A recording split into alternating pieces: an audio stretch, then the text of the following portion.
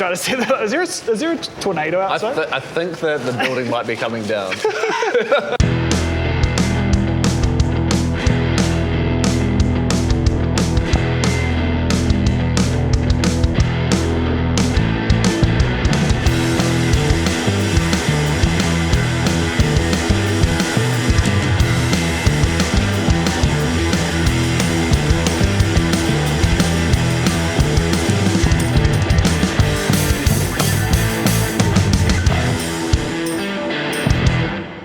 Welcome to episode 2 of Straight from the Source with Empire Chicken's owner, Jayden Smith. Empire Chicken has 3 locations around Christchurch, plus an extra prep kitchen at Tuck. Mm-hmm. They've been operating for 5 years now. Just over, yep. Just over 5 years. Yep. And yeah, we're going to be going through the challenge box. Thankfully today, Jayden has brought us some delicious Empire Chicken fried chicken. So that's what we're going to be doing. It's pretty good too. And yeah, let's get it underway. All right, so take us back to before the days of Empire Chicken, before life got really full on. What did you do? How far back? Let's say, I know you were a chef before you got into doing the fried chicken game. Yeah. Other than being a chef, how did you spend all that free time you had? Yeah, well, I've always been doing youth work. So from leaving high school, I've been a youth worker. And so a lot of my days were spent doing youth working during the day or the evening, depending on the day, and then chefing was the opposite. So I kind of did those two in tandem for about 10, 12 years. And so that was a mixture of like working in schools, I was working with young people, going into like youth group stuff, and like we're just like just hanging out. It was just fun, really. So it was a nice way to decompress as well. And then playing a crap ton of computer games. That was what I did with most of my time. Did you do any sports? Played football at high school, but leaving, I kind of spent maybe 4 or 5 years playing football, but I was a goalie and I like buggered my knee, so I couldn't kick big kicks anymore, and it just got more and more useless being out there. I'd love to get back in and do masters or something, but just couldn't keep up with other people, and they required so much of your time, 2 or 3 trainings a week, and I just couldn't commit. So played a little bit of football, heaps of gaming, as I say, and drove lots of cars around. Loved my Honda Civic. How do you deal with? Well, you've got a Honda. I actually have a Honda Civic. Yeah, I had a Honda Civic. I had a Honda Civic. I used to have a Honda Civic. You know, the flat little hatchbacks. By chance, have you seen my Honda Civic? I think I may have. Yes. It was purple, dark purple, lowered. No, I'm not sure. I saw the white one. I overtook someone coming, like I was this little and I overtook someone coming back from Nelson and like blasted past them, and then about 200 metres up the road, my front bumper flew off and I had to pull over and they drove past me 2 in the morning. That was my life. Yeah. How are you with spice? So, now that you're so here. Good. My tolerance level kind of sits around Chipotle. Beyond there, it starts to wane. Yeah, get painful. Yeah. We should start with Gateway. Yeah, this is pretty spicy. This is your favourite, eh? This is my favourite. Like, I put this on food all the time, huh? Yeah. Like, I've stopped buying any other sweet chili sauces because this is so much better. Should I have shaken that a bit? No, it doesn't need to be shaken. You sure? Yeah, it should be sweet. Everything needs to be It's ready to go. Shaken, not stirred. Go on. Am I pouring on yours as well? Yeah, if you want. Oh, we're going hard on this, eh? Like every time. Now, I'm also gluten intolerant, and these aren't gluten-free, so... We're going to have fun. Cheers.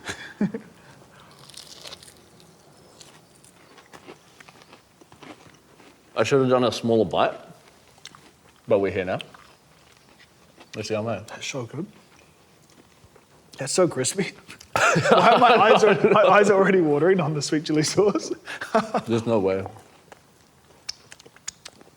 So we've been supplying you guys since probably like 6 months after you started it. Mm-hmm. I'm not too sure. It was pretty close to the start. Pretty close, yeah.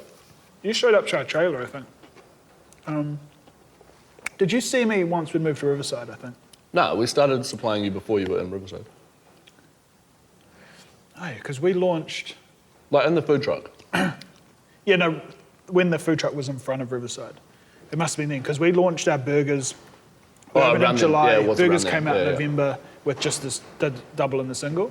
Then we added the cheese, and then we had the spicy like the following year. Yeah. So it must have been like February, March the following year. So maybe like 6 to 8 months. Yeah. because then we opened Riverside in October. Yeah. But yeah, it's been cool. People love it. And your sauces have progressed over time. I think we ran OG. No, what was your first sauce? No, OG was the first sauce. You used to do OG. It was OG, yeah. And then we just... It used to be spicier. Yeah, and we just keep getting hotter and hotter and hotter. And hotter. And now you're on like some of the hotter stuff. Yeah. With complaints coming out your ears. People complain all the time because it's too hot. Can't handle the spice. Yeah, I can't handle it. They go, why didn't you tell me it's spicy? I was like, I didn't know, I don't eat it. I don't know how hot it is. Yeah. I breathe your sauce and it kills me. Yeah. Well, the stuff you guys use. Do you know the best trick is you like douse a whole lot in the bottom of the bowl, and when they spray it out in the dish pit, it's just like hot sauce. With hot water. Man, if you wash hot sauce with hot water, it just kills you. Yeah, too good. How'd you go from driving cars, gaming, and youth work to starting a fried chicken empire? A lot of the skills that I learnt in team building and building good relationships and working with people, I executed into the businesses that I worked for. So as a chef, I made my way up to sous chef, and I was helping people run their kitchens. I was working the pass, working pretty hard for them, and just thought maybe I could give this a crack myself. Didn't necessarily have a industry I wanted to get into at that point. Not an area of food, a cuisine. But did a bit of research, found chicken had a space. There wasn't anyone like smashing premium chicken. That's really good. Everyone did an item of fried chicken on their menu. No one did a restaurant that kind of smashed it.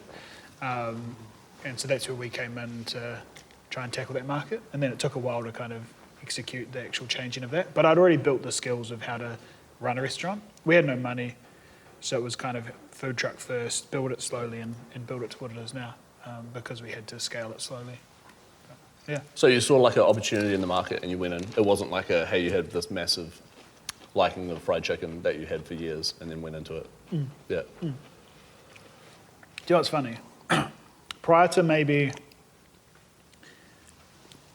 the point of going, I think I want to do fried chicken, I'd never cooked fried chicken. So for my previous 28 years of my life... That was the same with me and hot sauce. Yeah. And then someone's like, what are you going to do? And I was like, maybe fried chicken. And then I was like, well, I better figure out how to cook it. Yeah. And I fucking nailed it. Yeah. What? Humble. on that note, what makes good fried chicken? So much, man. So much. It's crispy, right? Yeah. You've got to get the right coating, the right marination time, the right flour mix. Everything kind of builds together to build that final bite that a customer gets. I'm not going to give you my secrets, obviously, but it takes a lot of work in every process of the making of the chicken to get that perfect. And so that's something that I nailed really early on. But even then, when we started, I think for the first year, I was refining that recipe constantly. Yeah. And day one trial chicken, I remember I've seen photos of like the chicken I put out at a previous restaurant that I worked for. They let me do it as staff meals while I was learning how to do it. And it looked like trash, like it was real bad. And I remember eating it going, this is really bad fried chicken. Am I sure this is what I want to do? But you keep refining that process and keep learning. And eventually you figure out like what I created at the very start didn't work en masse. Yeah. So when you had to produce a shitload of it, it wasn't as good a product. Once you refine it down and go, how can we refine some of those areas, make it a little bit simpler, but not lose the quality that it is, then you build upon that product that you want to serve customers day in and day out. Now put some yeah boy on one. What did we just have? That oil is real good. That's yum, is it? That's so yum. Yeah. That was like... real fruity. Yeah, it gives me... It's also a really cheap sauce, $5 a bottle. Is it? Wow. Get into that. That gave me vibes of another sauce, actually, that you can buy. All right, and so before you eat this piece, look directly into the camera. Yeah. Into that camera. Yeah. And describe Empire chicken, fried chicken, to someone who's never had it before. Okay. Crunchy, delicious, fresh.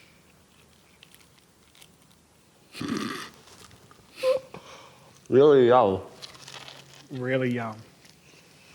And then do I have to stare them in the eyes while I eat it? Is this about my limit? No, it's all good. It's still mild. It's good. I don't have enough of your other sauces. No. All I have at home is red chipotle and sweet chili. That's so good.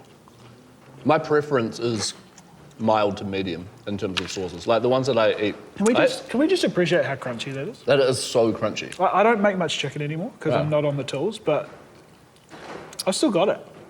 It is very crunchy chicken. I usually chill up to the same area as you though, with just the chipotles as being like my limit. But they're all delicious. Even, when I say up until there. Right, no, they are. They're delicious until here. Yeah. And then when you're about spice, these ones can be okay too. I'm going to Yeah, what's next? Now that you've got the 3 locations in the prep kitchen, those are all the locations there.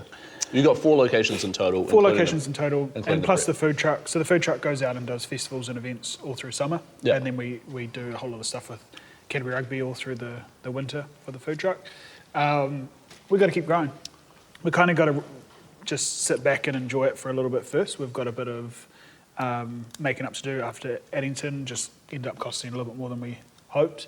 But we've already got another store lined up to go, and we'll have,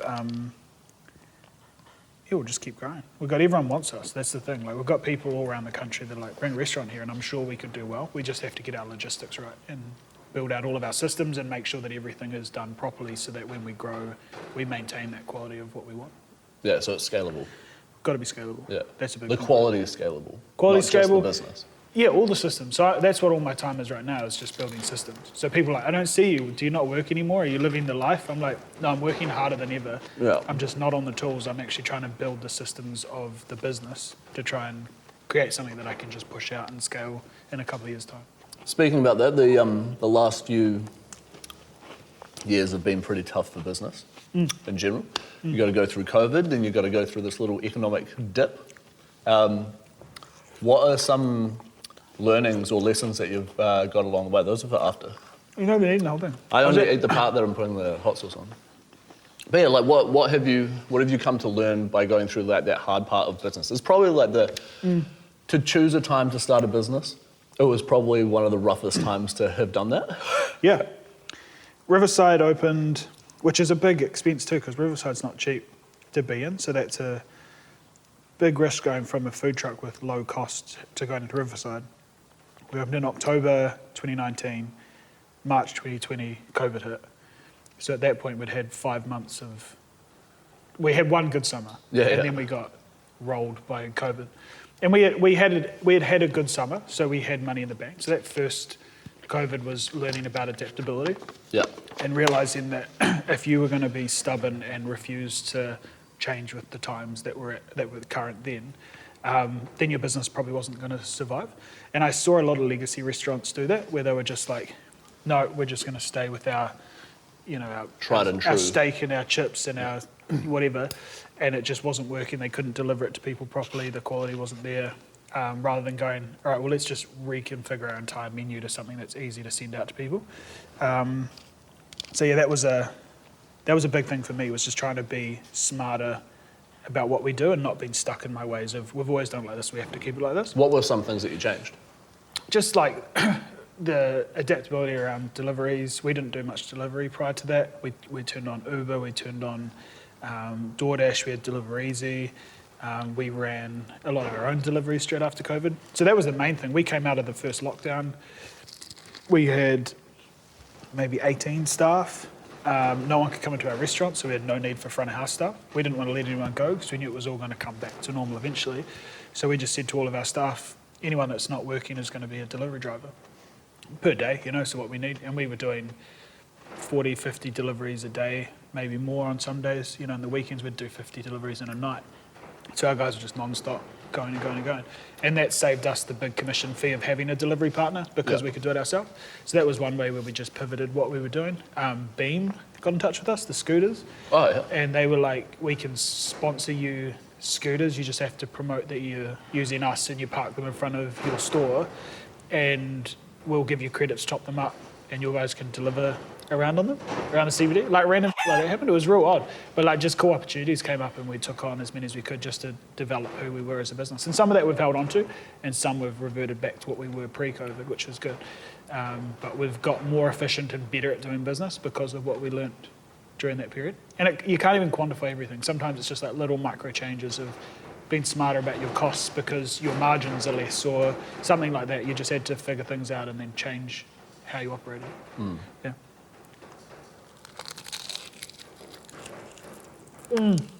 Green chipotle. It's delicious sauce. It's just a skin. Yeah. Stuck on the skin. See, what's weird is none of these are hot. Yeah, we haven't. That's what gets you. You're right? sweet now, eh? Yeah. Because you're like, nothing about this is hot. Like, this isn't a challenge. And then suddenly it goes, why did I do this? Yeah. So this is red chipotle? Just red and green jalapenos, that's the only difference. It's my favourite sauce. Red chipotle. This is so yum. It's just a little bit spicy, real good flavour, real acidic, vinegary. Like it's got a real nice balance. Cuts into like fattiness of like a lot of Especially with fast chicken, casual foods. Yeah. People don't realise that balance that you need. Yeah. Like even in how we've scaled, how we build a burger and why we put coleslaw in and why it has vinaigrette on it and like all these things. Like people don't understand the need for The balance fresh and within acidity it. Yeah. with the fried chicken. Because the chicken's really good anyway. You don't leave feeling ill, but you do need that balancing point, and that just goes good. It's so yum. That'd And make it's not too hot as well. That'd make a good spicy burger that's like not deadly spicy. A good table sauce.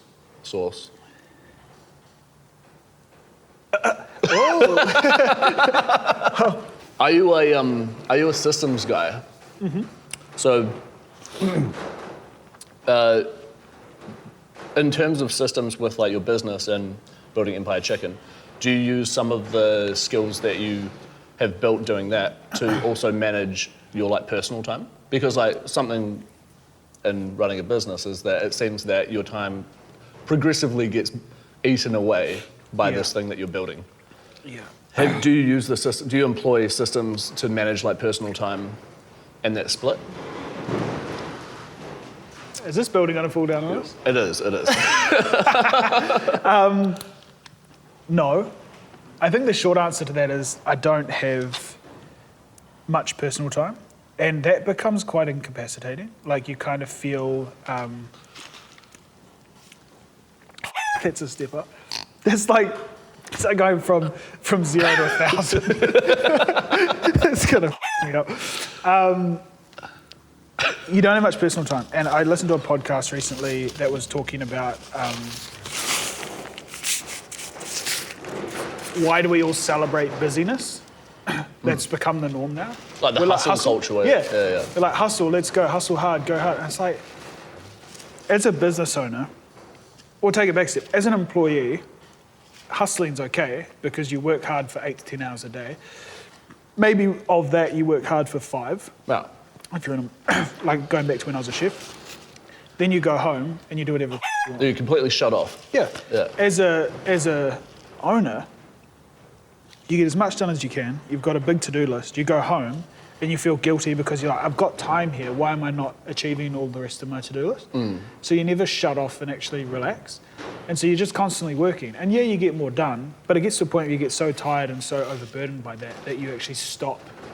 The quality Operating. of the work that you're doing. Yeah, it starts just to and drop. so then it got to a point. There was a point a few months ago where I'd just sit there just looking at my phone, and I was just at home and I'd come home and I'd sit on the couch and I'd do zero anything. Like Yeah. I'd just do nothing because I was just like, I've turned my brain into a cabbage because I don't stop and rest. Yeah, and so yeah. recently I've been trying to set that. Is there a tornado outside? I think that the building might be coming down. But yeah, recently I've been trying to set that up differently so that I have better structure at home. So I'll use my systems that I've learned to try and build something in. Are you sure you don't want to stop? You've been talking for like quite a while Should now. we stop now? Cheers to death.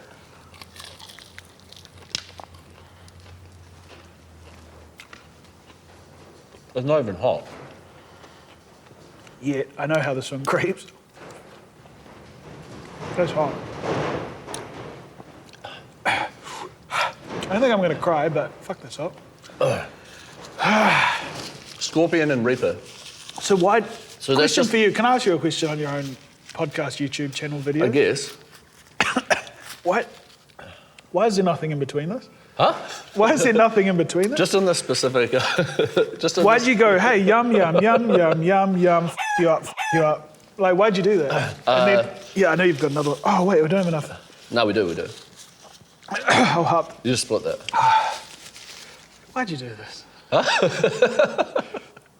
How did you go from making, oh, there's the hiccups, all of these to go to that? So my preference is the mild to medium, right? I love delicious food. Like my passion comes from I like eating really nice food, but there's a market for people who want to really hurt themselves. Give the people what they want. For some reason, there's like a massive, the split between sadists and masochists.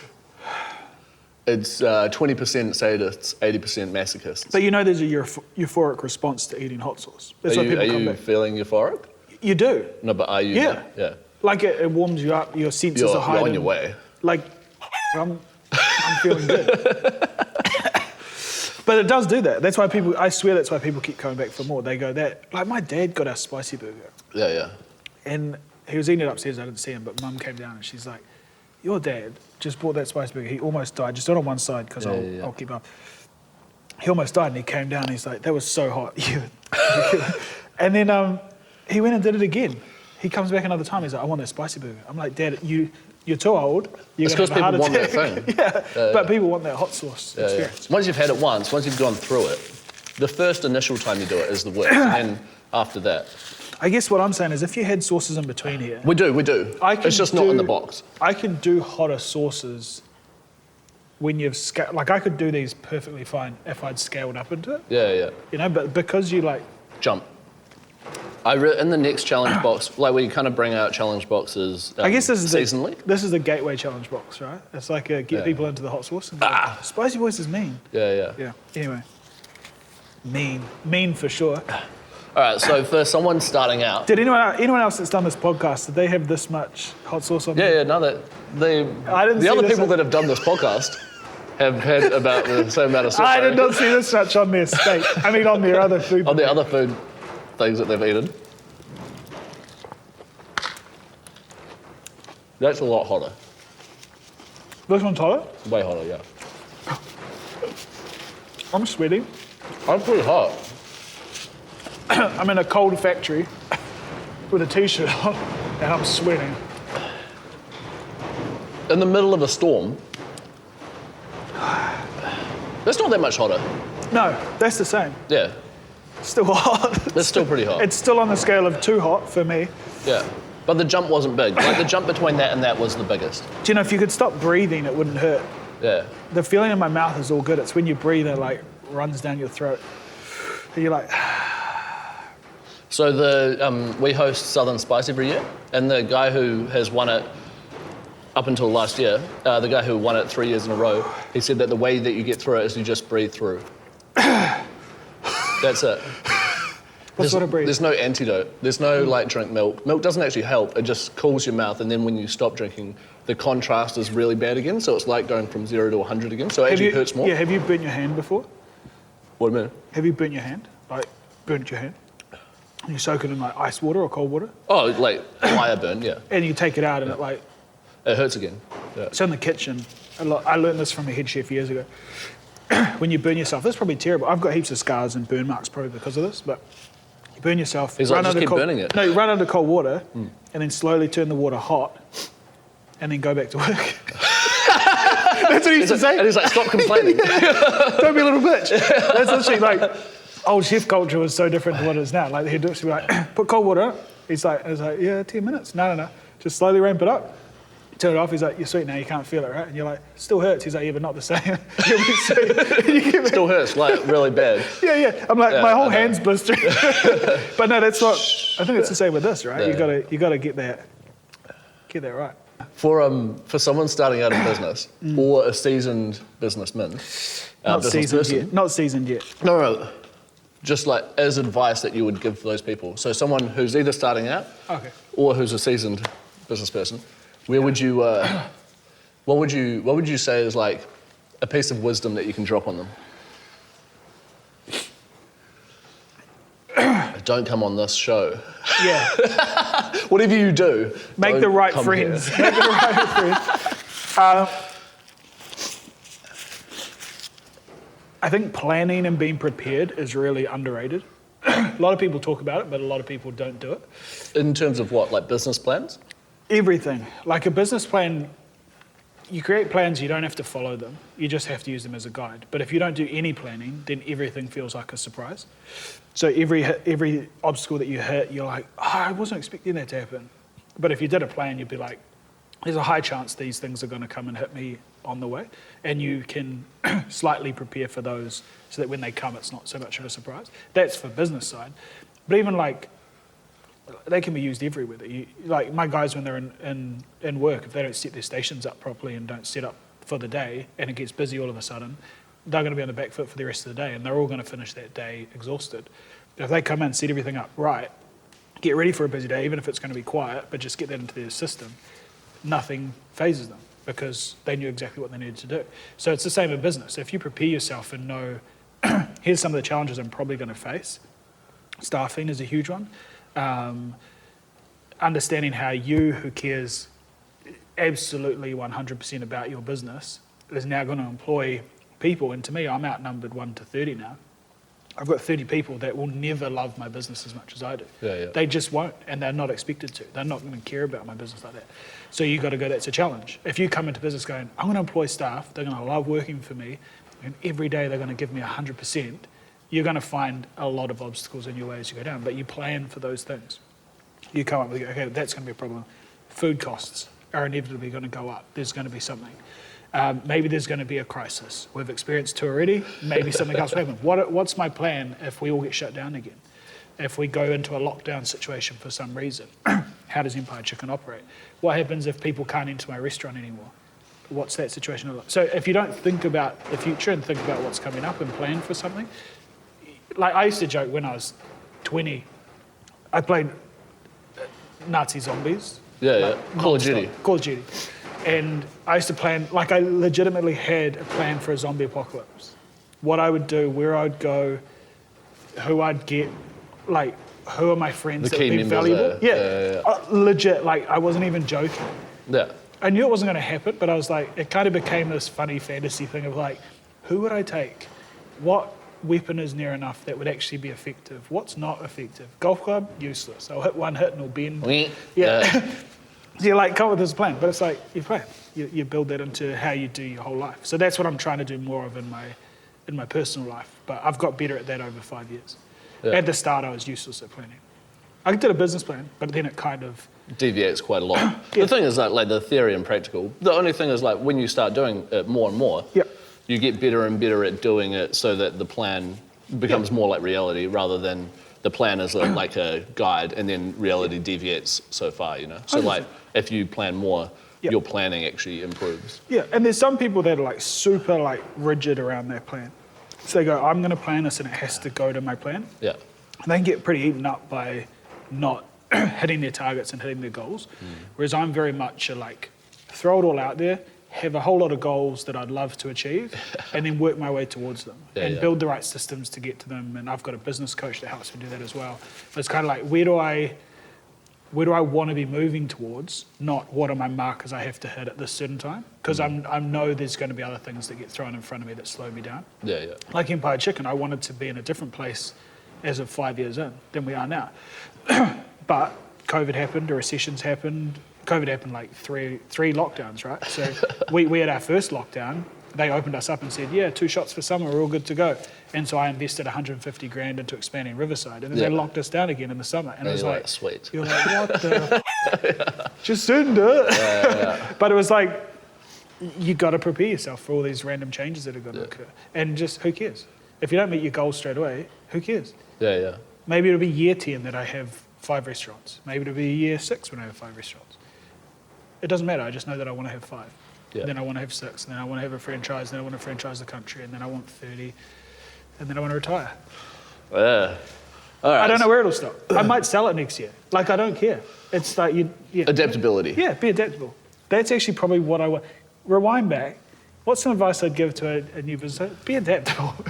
It's a key thing in business, being able to roll with the punches, because there's so many punches. Oh, yeah. And, there's so many punches. And genuinely, like, truthfully, 100% truthfully, when you're down, when you've been punched and you're on the ground, it feels like they come thick and fast because I they think you all come at notice once. them. You notice Yeah, them. you're weaker. When you've got good money coming in and business is booming and everything's going good, you get punches, but it's like, yeah, sweet as whatever. Glance it off, keep going. Yeah. But when you're hurting, oh man, it hurts. Yeah. And it just feels like you're getting battered and battered and battered. I've had a few of those moments where you're just like, I'm so over this. I think I could have sold Empire Chicken 2 or 3 times in the last 5 years where it just got so hard. And I was like, I don't know if it's worth it. I could go earn the same money. I could probably go earn more money working for someone as a head chef. Yeah. And I'd do a real good job for them. And there'd be way less stress. The journey is pretty fun though, isn't it? The journey, like fun. it's so unique. I think I'm hooked It's so on the unique. fact of Yeah. You've got to problem solve your way out of a lot of issues, which is cool. I like that. So yeah. All right, we've made it to the end of the challenge box, and because I know Jayden loves spice, we're going to be adding a new component into Straight from the Source, where we do a little bit of You Did This. This is our hottest sauce. It's pretty much pure chocolate Carolina Reapers. We've had them rated at ARA. They come in at 1.25 million Scoville. So this sauce is pretty much... Stop it. There's only 3 ingredients: chocolate Carolina Reapers, salt and vinegar. So, yeah. Can we just add a little bit? How far are we going? You've made it this far. We're going to have a little bit. I'm going to go get some chocolate milk after this. I'm just going to go home and I should have lined my stomach before I came. I'll do a bigger piece. Should I tell them that I lined my stomach with carrots? With a carrot. Why would you do that? That doesn't make sense, right? Just a little one. Just a little. I've never had this. Have you never? No, I have. When No, you first gave it to me, that's probably That's enough. Where do you look for inspiration? Like for this, that can be in terms of business, in terms of personal stuff. Like, where do you pull inspiration from? And cheers for making it all the way. Eat this first. Yeah, eat this first and then try talk.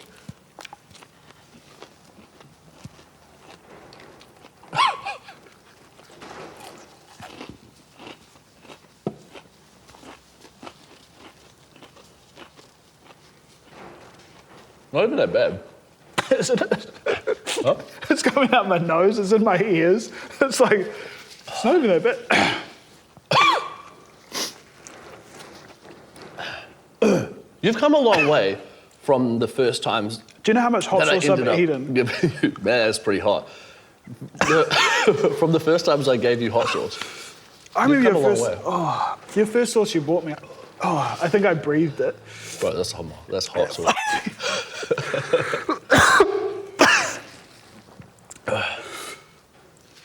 Man, where do you draw inspiration from?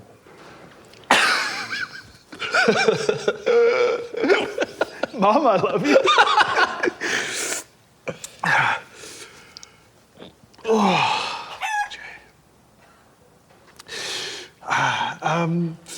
Inspiration.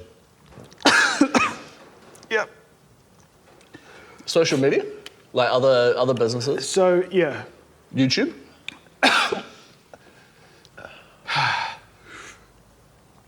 All of those. Other business people, very much so. My last 2 bosses, I respect a lot. And I often watch, I watch what they've done. Yeah. And I go, they're like 5-10 steps ahead of me. And I don't want to necessarily end where they've ended or they're still on the journey. But how do I use what I appreciate from what? It's like burning my whole face. I'm trying to ignore it. Than I remember. I'm trying to ignore it. It's like on my lips. That's like a whole nother step. How do I appreciate what they've done that I like, and then how do I use that in my own way to build my own business? You know, like Anton, who owns Joe's Garage in Wigram and Fush. He's just gone overseas. I was just messaging him the other day, and I was just like going, yeah, like I haven't travelled. We're still not in a position to get lots of money out of our business yet, but I'm like, that's a goal. I love seeing other people doing stuff. Even seeing Troy going overseas to do his competitions and stuff, and you're like, that's inspirational that I know I can get to that point and go and have some freedom from this, and like, that's what keeps driving me to that next level. But then beyond that, like inspiration of like the day-to-day is like podcasts and YouTube, man. I'm on YouTube. I can guarantee I consume more YouTube videos than most people. Like I'll watch YouTube videos until 3 or 4 in the morning about stuff that really interests me, like not random shit. And I go down the tunnel of like, sometimes I go down the rabbit hole of like conspiracy theories and 9/11 and whatever. Everyone gets there eventually. But there's so much about like everything. Like there's this new grain that someone's using for this thing and it has a higher gluten content, and so when you mix it with this thing, it's going to do this. And you're like, oh yeah, science, this is really cool. And you just think about this stuff. So I just love watching things that inspire me. There's plenty of like videos looking at like fancy cars and tech and phones and whatever, but there's heaps of that stuff as content to like get me frothing about the next thing, because there'll be things beyond Empire Chicken too. I don't want to do Empire Chicken for the next 30 years. So I'm kind of building in something that kind of gets me going to that next bit as well, which is exciting. You've got to be excited, otherwise you'll get over being a business owner real quick. You've got to have something 100%. That keeps you going. So, it's good. Anyway, thanks for coming on the show. Before we wrap up, I'm actually proud of myself for that's that. actually crazy today. Because I used to not be anywhere near This side of my mouth.